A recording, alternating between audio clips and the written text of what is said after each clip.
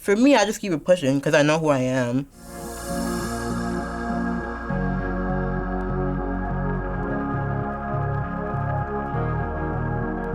I think it's time to really include marginalized folks within fashion in big ways. That's why I'm working so hard to become a model, so that in my wheelchair, being trans, black, and disabled, feminine, I can walk runways like Gucci and Prada and Dior and Maison Margiela and all the big runways, because there's no reason not to.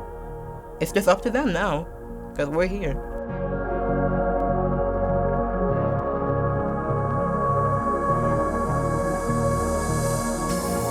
I want to get signed to a modeling agency so I can take on runway and editorial and beauty campaigns, because there's such little representation for disabled bodies, people with disabilities, and black trans women and femmes and non-binary people in general. And somehow, I'm at the intersection of all of that. And never have I once seen myself properly represented on like a big platform or runway or beauty campaign like that. People place limits and boxes upon bodies that are not represented. God willing, there will be a change, and these kids are gonna look and see themselves in these things and know that there's something out there for them.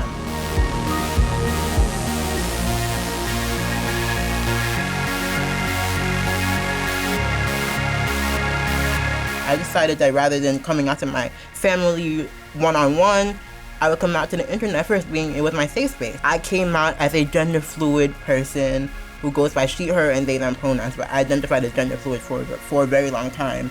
And I used to have my pronouns go about how I felt daily. But then I realized, like, okay, maybe I'm not gender fluid. Maybe I am non-binary. And even if I am non-binary, I still really feel very feminine. And I don't identify with masculinity or just being gender neutral specifically. So I went from gender fluidity to being non-binary, and now identify as a non-binary trans girl. If you're a person and you identify as feminine but you're not a woman, that's valid. And if you're masculine but you don't identify as a man, and that's valid. And if you are a woman or if you are a man, that's completely valid as well. But sometimes there are people who feel as if they don't have to necessarily identify with being a certain sex or gender, but they can definitely like identify as having masculine or feminine traits and lean towards that with pronouns or not. You notice anything at all, because gender is a big painting. I think that pronouns are kind of like primary and secondary colors, especially if you have more than one pronoun. They're both valid, they both exist, and I both use them, but one is prioritized over the other, being that being a woman is very important to me, but I also know that I am non-binary and that I'm gender non-conforming. It's been stepping stones throughout my life, you know? I had the experience that a lot of people had where their parents were not supportive, and I think that they still struggle with it a lot, but I think that it's this thing where, you know, they realize after a while that this is not a game or a joke, and it never has been, and that I'm very serious about who I am, and all they can do is take me for who I am, because at the end of the day, I still love them, and nothing is going to change. So I think that they realize that, especially as I'm starting to evolve into my career and presenting more feminine.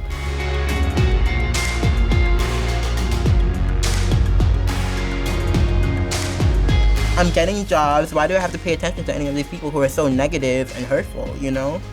I'm doing my thing and they're not, and that's on them. So I can just ignore their messages and drink my cup of tea and go about my day. I am very goal-oriented, and I have a lot of love for people and life itself.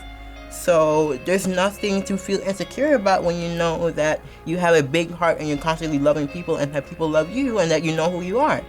And I think that's it. Hey guys, I'm Hunter, the creator and producer of Scene. Thank you so much for watching this episode. It's such an important time to be spotlighting the game changers in the arts and entertainment.